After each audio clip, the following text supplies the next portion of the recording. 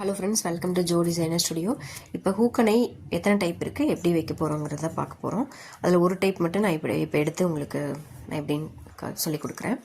இப்போ வந்து பார்த்திங்கன்னா த்ரெட்லேயே வைக்கிற ஐ ஒன்று இருக்குது, இன்னொன்று மெஷினில் ஸ்டிச் பண்ணுற வீப்பட்டி ஒன்று, இன்னொன்று பார்த்திங்கன்னா சில்வர் ஹூக்கனை. இது வந்து கை ஊசி வச்சு கையிலேயே நம்ம தைக்கணும், அந்த மாதிரி இருக்கும். இப்போ வந்து பார்த்திங்கன்னா நம்ம த்ரெட்டில் வைக்கிற ஹூக்கனை இதை பார்க்க போகிறோம்.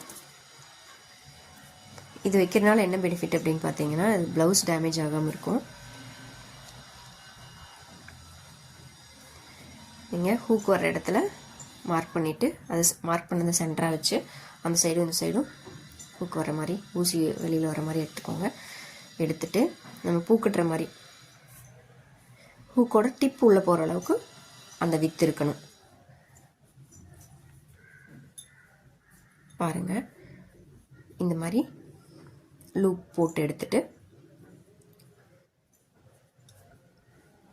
பேக் சைடு நம்ம ஸ்டார்டிங் பாயிண்ட்லேயே ஊசி உள்ளே கொடுத்து ராங் சைடு எடுத்து நாட் போட்டு எடுத்துக்கோங்க.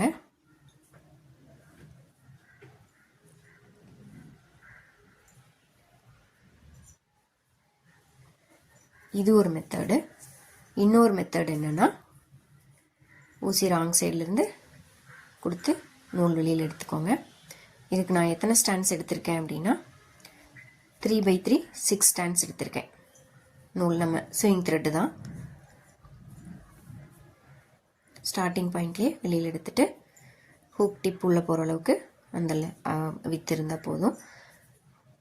நெக்ஸ்ட் ஊசியோட இயர் போர்ஷனை திருப்பி நூலுக்குள்ளே போகிற மாதிரி விட்டு பட்டன் ஹோல் ஸ்டிச் போடுவோம் இல்லைங்களா, அந்த மாதிரி தான். அந்த நூலோட ரவுண்டுக்குள்ளே ஊசி நம்ம உள்ளே விட்டு எடுத்துக்கணும். இதில் வந்து இன்னொரு இந்த மெத்தட் யூஸ் பண்ணும்போது நீங்கள் வீப்பட்டி அடிக்கிறத விட இது கொஞ்சம் சிரமமாக தான் இருக்கும். பட் நீங்கள் கஸ்டமர்கிட்ட சொல்லிக்கலாம், ஒரு 20 ருபீஸ் 30 ருபீஸ் அந்த மாதிரி நீங்கள் அதிகமாக சார்ஜ் பண்ணிக்கலாம்.